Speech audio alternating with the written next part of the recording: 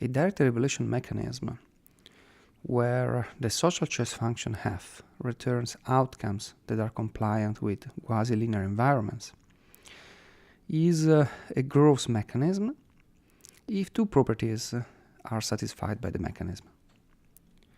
The first property is that the allocation returned by the social choice function maximizes the social welfare of the players.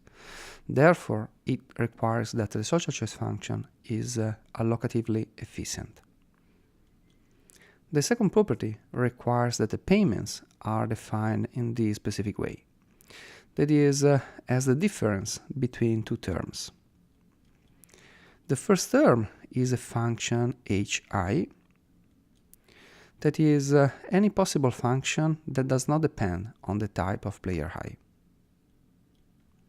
The second term is defined as the sum of the evaluation functions of all the players, except player I, over the allocation returned by the social choice function. The main result is that growth mechanisms are truthful in dominant strategies. The sketch of the proof is the following. Consider the utility function of player I. By definition of quasi-linear environments, this utility function is the difference between two terms, the evaluation function and the payment. If we use the definition of the payment as it is in the growth mechanism, we have that the utility function of player I is equal to the evaluation function of player I in the allocation chosen by the mechanism, plus the sum of the evaluation functions of all the players except I in the allocation chosen by the mechanism, minus the function hi.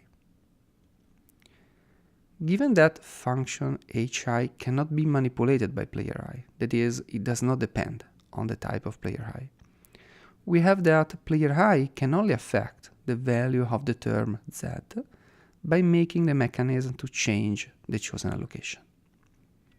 So, the utility of player I is maximized when the value of z is maximized. This means that the goal of player I is to find the allocation that maximizes z. This is essentially the social welfare.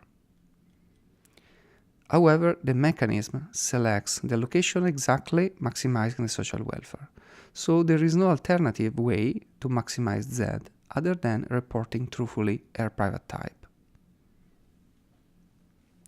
Here, the example of the single item auction. Here we have the formula of the utility for player I. If player 1 reports a type larger than θ2, then the allocation does not change, remaining to be 1. If player 1 reports a type smaller than θ2, then the allocation changes, but the social welfare will reduce, and so the utility of player 1 will reduce. Consider again the case of the single item auction. Now we focus on the payments. Here we have the formula of the payments for the specific case of the single item auction. That is hi minus either 0 if the player I is the winner, or the type reported by the winner otherwise. So player 1 is the winner, and therefore the payment is equal only to function h1. The payment of player 2 is the difference between the function h2 and the type of player 1. And the same for players 3 and player 4. Consider the general setting. Here we have m allocations and n players. In general, every player can have a different valuation over every different allocation. Therefore, the type of player I is a vector of parameters θ, I, k. Notice that in the case of the single item auction, this matrix of types is a diagonal matrix. In order to find the best allocation selected by a growth mechanism, we need to do as follows. For every column, we make the sum of all the entries. We start from the first column that corresponds to the first allocation. Here the sum. This sum corresponds to the social welfare of all the players in this specific allocation. Then we make the sum of all the entries of the second column, here the sum, and so on.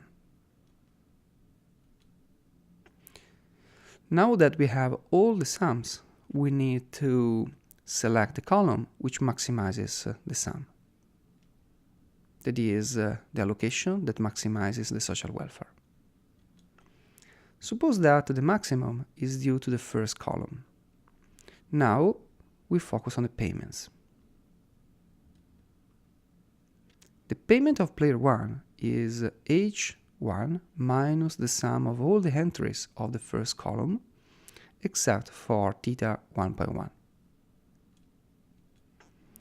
The payment of player 2 is h2 minus the sum of all the entries of the first column except for theta 2.1, and so on. What are the degrees of freedom we have when we design a growth mechanism? The only degrees of freedom we have are the function h. We can design function h in order to satisfy additional properties, such as individual rationality and weekly budget balance. An important characterization is that one provided by Green LF font. It states that when the types of the players can be any, and we restrict the social choice function to be allocatively efficient, then we have dominant strategy incentive compatibility if and only if the payments are those provided by growths. That is, if we design allocatively efficient mechanisms that are truthful, we can only use growth mechanisms in general settings. We consider a generalization of the growth mechanism. We initially focus on affine maximizers. Given a subset of allocation K prime, that is a subset of the set K, given a weight for every player, called Wi, given a weight for every allocation, called CK, an affine maximizer is an allocation function selecting an allocation as the maximization of an affine function. The affine has the sum of the weight of the allocation plus the weighted social welfare. The weighted growth mechanism generalizes the growth mechanism. A data revelation mechanism defined on quasi-linear environment is a weighted growth mechanism if the mechanism satisfies two properties. The first one is that the allocation is selected by an affine maximizer, as defined before. The second property is that the payment is defined as in the formula reported in the slide, where the first term is just the hi function, normalized by the weight of the player. The second term is the social welfare, normalized by the weights of the players. The third term is the weights of the allocation, normalized by the weight of the player. The sum of the second and third terms is just the value of the affine maximizer for the best allocation once normalized by the weight of player I. Consider the case of a single item auction in which the types and the weights are those reported in a table.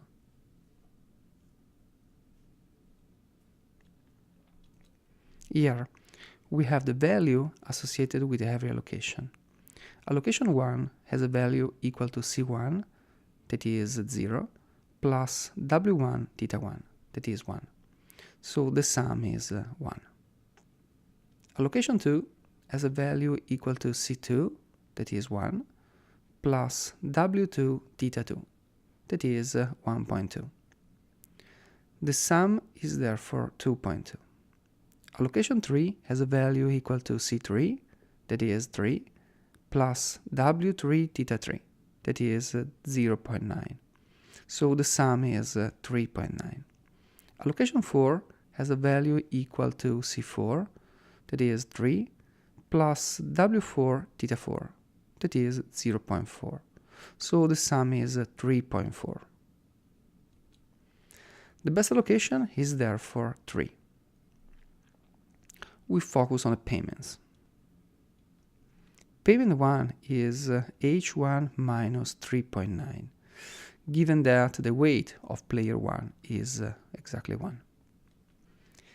Payment 2 is H2 divided by 2 minus 3.9 divided by 2, given that the weight of player 2 is 2. The payment of player 3 is H3 divided by 3 minus 1 divided by 3. This is because the value due to the social welfare is 0, and therefore the only positive value we have is due to the weight of player 3. Payment 4 is H2 divided by 4 minus 3.9 divided by 4, given that the weight of player 4 is 4. Weighted growth mechanisms are truthful. This is the main result that we have. Finally, we mention two notable results. The first is the characterization by Roberts. It states that when the types of the players can be any, that is, we are in a general setting, any dominant strategy incentive compatible mechanism can be obtained only by using affine maximizers, and therefore only by using weighted growth mechanism. The second result is by Green-Lafont. It states that when the types can be any, and so again we are in a general setting, no dominant strategy incentive compatible social choice function can be allocatively efficient and strictly budget balanced.